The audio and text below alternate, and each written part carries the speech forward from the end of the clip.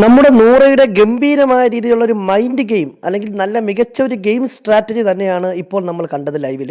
സംഗതി മറ്റൊന്നുമല്ല, അവിടെ നൂറില ചെരുപ്പ് ഫാക്ടറിയിൽ ഒന്നാമത്തെ റൗണ്ട് അവസാനിച്ചപ്പോൾ അവിടെയുള്ള ജോലിക്കാർക്ക് എല്ലാവർക്കും കൂലി കൊടുക്കേണ്ട സമയമായി. അപ്പോൾ നമ്മുടെ നൂറ ആദ്യം കൂലി കൊടുത്തത് മസ്താനിക്കും അഭിലാഷിനുമാണ്. പിന്നെ ഒനിയിൽ സാബുവിനും ഷാനവാസിനും ആദിലിക്കൊക്കെ കോയിൻ കൊടുക്കുന്നുണ്ട്. അപ്പോൾ രണ്ട് പേർക്ക് നൂറ കോയിൻ കൊടുത്തില്ല. അതായത് നൂറയുടെ മാനേജരായിട്ട് വർക്ക് ചെയ്യുന്ന ജിഷിനും അതുപോലെ അവിടെയുള്ള തൊഴിലാളി നേതാവായിട്ടുള്ള അക്ബറിനും കോയിൻ കൊടുത്തില്ല.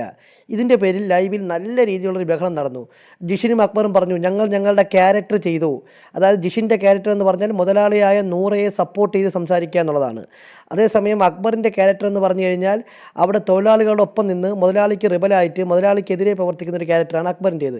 അപ്പോൾ ഞങ്ങൾ രണ്ടുപേരും ഞങ്ങളുടെ ജോലി ഭംഗിയായി ചെയ്തതുകൊണ്ട് ഞങ്ങൾക്ക് കോയിൻ കിട്ടാൻ അർഹതയുണ്ട് എന്ന് പറഞ്ഞ് ഇവർ രണ്ടുപേരും ലൈവിൽ ഭയങ്കരമായ ബഹളം ഉണ്ടാക്കുകയാണ്. പക്ഷേ നൂറ അതൊന്നും മൈൻഡ് ചെയ്യാതെ പോയി നിൻ്റെയൊക്കെ പണി നോക്കണം എന്ന് പറഞ്ഞിട്ട് നൂറ പുറത്തേക്ക് പോവുകയാണ്.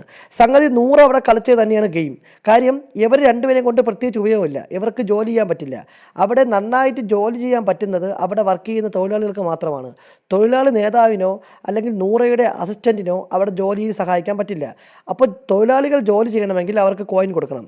അവർ കൃത്യമായി ജോലി ചെയ്താൽ മാത്രമേ നൂറയ്ക്ക് ഈ ടാസ്ക് ജയിക്കാൻ പറ്റൂ. ഒരു പക്ഷേ നൂറ ഈ ടാസ്കിൽ പരാജയപ്പെട്ടാൽ കഴിഞ്ഞ ആഴ്ച നൂറയ്ക്ക് കിട്ടിയ സൂപ്പർ പവറുകൾ ബിഗ് ബോസ് തിരിച്ചെടുക്കും. ഇത് മനസ്സിലാക്കിയ നൂറ വളരെ ഇൻ്റലിജൻ്റ് ആയിട്ട് ആ രണ്ടുപേരെയും ഒഴിവാക്കി, അതായത് അക്ബറിനെയും ജിഷിനെയും ഒഴിവാക്കി അവിടെ നന്നായിട്ട് ജോലി ചെയ്യുന്ന ആൾക്കാരെ പ്രോത്സാഹിപ്പിക്കാൻ വേണ്ടി അവർക്കാണ് കൂടുതൽ കോയിൻ കൊടുത്തത്.